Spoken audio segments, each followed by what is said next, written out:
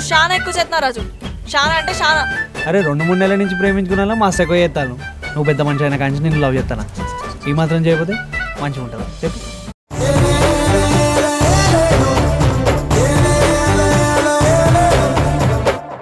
కత్తిరించి ఉండగా పడేసిన జుట్టులోంచి కళ్ళు ముక్కు మొలిచినట్టుంటుంది.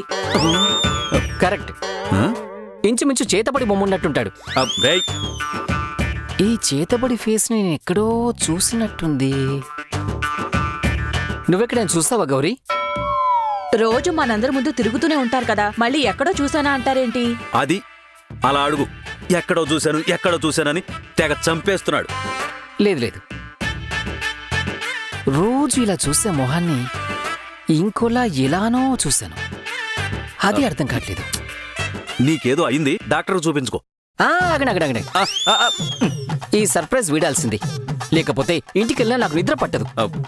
గౌరీ ప్లీజ్ నాకు హెల్ప్ చేయవా? ఈ ఫేస్ ని ఇంకోలా ఎక్కడైనా చూసావా? గుర్తు చేసుకో. నాకెంతకీ అంతు చెక్కడం లేదు. ఎహే వెళ్ళండి బాబు, మీరు మీ గోల. కరెక్ట్. నాకు క్లారిటీ కావాలి. ఈ ఫేస్ ని ఎక్కడో చూసానే. నాకు గుర్తొచ్చింది. ఎక్కడ చూసావు? అదే ఆ జంతువుల ఛానల్ వస్తుంది కదా బాబు, అందులో చింపాంజీ అచ్చం కోటిగారిలాగే ఉంటుంది. అది డ్రెస్ వేసుకోదు, ఈయన వేసుకుంటారు, అంతే తేడా. ఏంటి నన్ను చింపాంజీ అంటావా? అందరం అక్కడి నుంచి వచ్చిన వాళ్ళమే, డోంట్ ఫీల్.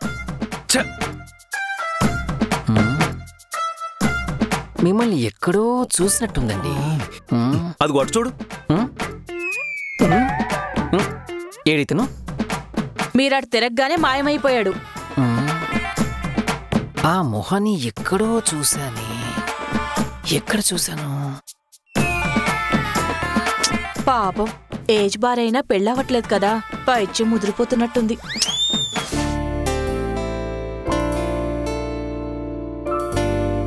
రాక్షసి, ఏంటి? అక్కడ నా ఫోన్ పెట్టాను, కాస్త తీసుకొచ్చివు.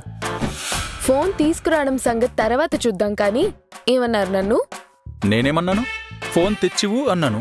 హలో మాస్టారు, మీరేమన్నారో నాకు క్లియర్ గానే వినిపించింది. రాక్షసి అన్నారు కదా. సర్లే, ఇప్పుడెందుకు గొడవ? ఫోన్ తెచ్చివు. గొడవ స్టార్ట్ చేసింది నేను కాదు, మీరు. రాక్షసి ఏంటి రాక్షసి? నాకేమైనా కోర పళ్ళున్నాయా, కొమ్ములున్నాయా? ఆ రెండు మీకుండుంటే రాక్షసులందరికీ పెద్ద బాస్ ఉన్నట్టు ఉండేవారు మీరు. మీరు నన్ను రాక్షసి అంటారా? అబ్బబ్బబ్బబ్బా, దీనికే నిన్ను రాక్షసి అనేది. ఏదైనా పట్టుకుంటే ఒక పట్టాన వదలకుండా పట్టి పీడిస్తూ ఉంటావు. రాక్షసులే ఇలా పట్టి పీడించేది. మీకంటే ఎక్కువ పీడిస్తానా? ముందు నా ఫోన్ తీసివు, నాకు ఇంపార్టెంట్ మెయిల్స్ వస్తూ ఉంటాయి, చూసుకోవాలి. అంత ఇంపార్టెంట్ అయితే మీరే లేచి తీసుకోండి. అరే, నేను లేవలేకనే కదా ఫోన్ తెచ్చివ్వమని అడుగుతున్నాను. ఇందాక ఓ అని పోజ్ కొట్టి మాట్లాడారు కదా, అంత వీరులైతే లేచి వెళ్ళి మీ ఫోన్ మీరే తీసుకోండి. అంటే ఏంటి, నేనెళ్ళి తీసుకోలేనా? ఇందాక మీరే అన్నారు కదా, నా వల్ల కాదు తీసుకొచ్చివ్వు అని. మీ వల్ల కానప్పుడు రిక్వెస్టింగ్గా అడగాలి, అంతేకాని రాక్షసి దెయ్యం అని అంటే ఎవరు తెచ్చిస్తారు? ఎవరు తీసుకొచ్చివ్వరు, మీరే తీసుకొచ్చుకోండి. నా కాలు డ్యామేజ్ చేసిందే కాకుండా మళ్ళీ నన్నే సాధిస్తున్నావా? ఇదిగో మీరు మళ్ళీ అదే అంటున్నారు. మిమ్మల్ని కాపాడే ప్రయత్నంలోనే పొరపాటున కొట్టేశాను. మనసులో ఏదో పెట్టుకునే కొట్టావులే. మనసులో ఒకటి బయట ఒకటి నా దగ్గర ఉండవు. ఇన్ అండ్ అవుట్ ఒకటే మెంటాలిటీ.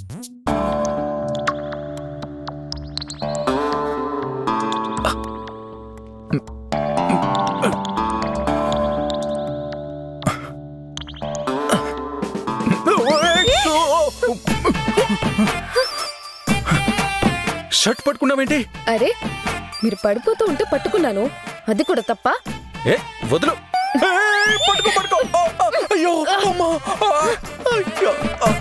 ఇలా ఒంటి కాళ్ళ మీద నాట్యం చేస్తూ ఎందుకింత ఈగో? నాకు ఈగోనా? వదలు నన్ను. ఒంటి కాలు మీద 100 కిలోమీటర్లు నడవగలను.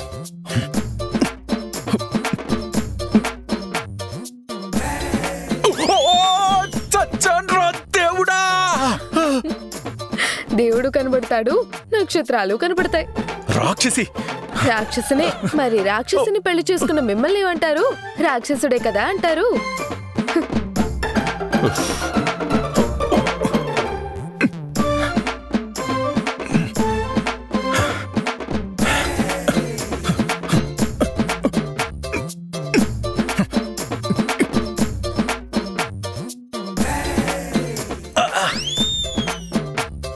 తీసుకోలేనన్నావు కదా, ఇదిగో తీసుకొచ్చాను. ఎందుకు నవ్వుతున్నావు? డాక్టర్ ఏం చెప్పారు మీకు? కాలు పెయిన్ గా ఉన్నా అలా ఉండిపోకుండా రోజుకో హాఫ్ అన్ అవర్ అయినా నడవడం ప్రాక్టీస్ చేయమన్నారు కదా. మెల్లగా అదే అలవాటవుతుంది. లేకపోతే నడక మారిపోయే ప్రమాదం ఉందని అన్నారా లేదా? మార్నింగ్ ఈవినింగ్ కాసేపు నడవండి అంటున్నాను. మీరేమో అడుగు ముందుకు వేయడం లేదు. కూర్చున్న చోటే అన్నీ రావాలనుకుంటున్నారు. మీరు నడవాలనే కదా ఇలా మాట్లాడా. సర్లే, నువ్వే పెద్ద గొప్ప. గొప్ప అని నేను చెప్పానా? ఇప్పుడేంటి, నీకు థ్యాంక్స్ చెప్పాలా? ఒకరి సపోర్ట్ తో నడవడం స్టార్ట్ చేస్తే అలానే అలవాటు పడిపోతారు. అది కరెక్ట్ కాదు. మీకు మీరుగా నడవాలి. ఎవరి మీద డిపెండ్ అవ్వకూడదు. అన్నిటికీ నా మీద ఆధారపడిపోతే నేను మీ పక్కన లేనప్పుడు మీరు ఇబ్బంది పడతారు కదా. అందుకే చెప్తున్నా. 3 నెలలు కాదు, 6 నెలలు కలిసి ఉంటాను. 6 నెలల తర్వాత కూడా నాలో ఎలాంటి మార్పు రాదు. ఆ రోజు మీరే నాకు విడాకులు ఇప్పించాలి. సమయానికి బాగా గుర్తు చేసావు. నాకు తెలియకుండానే నీ మీద చాలా ఆధారపడిపోయాను. నువ్వు చెప్పింది కరెక్టే. ఎప్పుడూ ఎవరి మీద ఆధారపడకూడదు. ఆ అలవాటు రేపు నాకే ఇబ్బందిగా మారిపోతుంది. గుర్తు చేసినందుకు థ్యాంక్స్. You most welcome.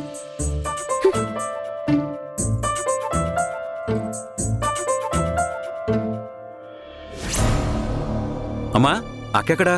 ఎందుకురా అడిగి మరీ తన్నించుకుంటావు? ఈసారి తన్నించుకోవడాలేం ఉండవులేమ్మా. అడిగిన దానికి సమాధానం చెప్పు. వెళ్ళరా. నా కళ్ళ ముందు నిన్ను కొడుతుంటే చూస్తూ ఉండడం నా వల్ల కాదు. అదేం జరగదమ్మా. ఏంట్రా?